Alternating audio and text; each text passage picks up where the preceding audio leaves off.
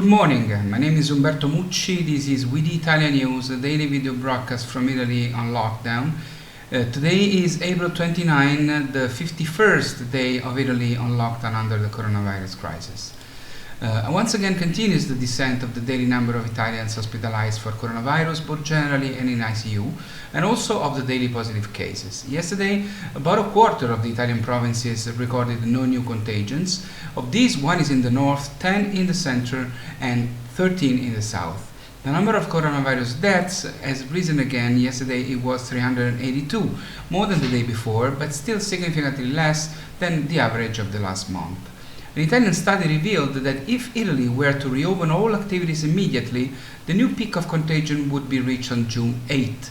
Monstrous numbers if we consider that the forecast of the necessary places in intensive care for that date would be more than 151,000 compared to the about 10,000 beds that our health system currently has. The total number of patients who would need treatment in intensive care would exceed 430,000 by the end of the year. R0, the parameter that indicates the rate of spread of the virus, would rise to 2.25. Each person with COVID-19 would infect more than 2 other persons, while today it is between 0.5 and 0.7. This is what has guided the government to be very prudent in the decisions taken for phase 2. On the other hand, yesterday data from Germany, which reopened a few days ago some activities, showed that their R0 has already climbed up to 0.9, and there is already talk of going back to prevent it from continuing to climb. And again, yesterday France postponed the reopening of schools for a month and the football season until July, and Spain has rescheduled its phase 2 by extending the time until the end of June. We gotta be very careful with these decisions because the risk is very, very, very high. Italy desperately needs good news, and yesterday a magnificent one arrived.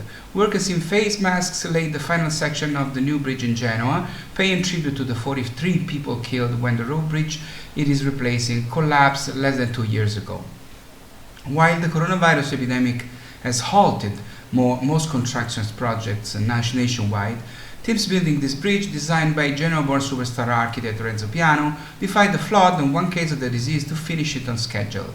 Hundreds of workers provided with safety protection have been working day and night since January 2019 to erect the new structure. The goal is to open the bridge to traffic in the second half of July 2020.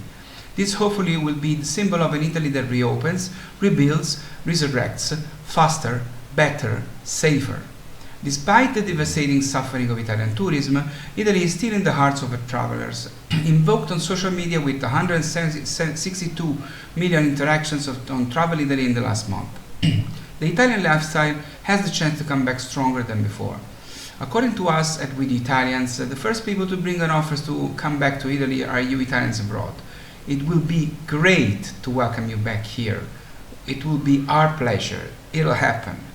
One bad news is that it is said that Italy will face the hottest summer in the last 100 years, and one of the precautions that will be taken because of the coronavirus concerns air conditioning.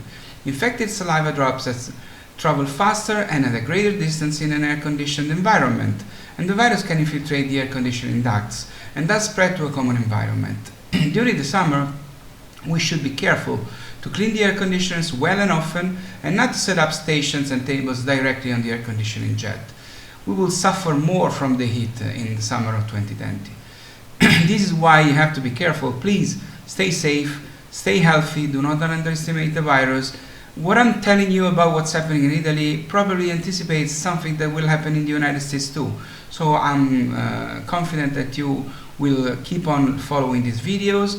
I'll see you tomorrow. Thank you for now. Ciao from Rome.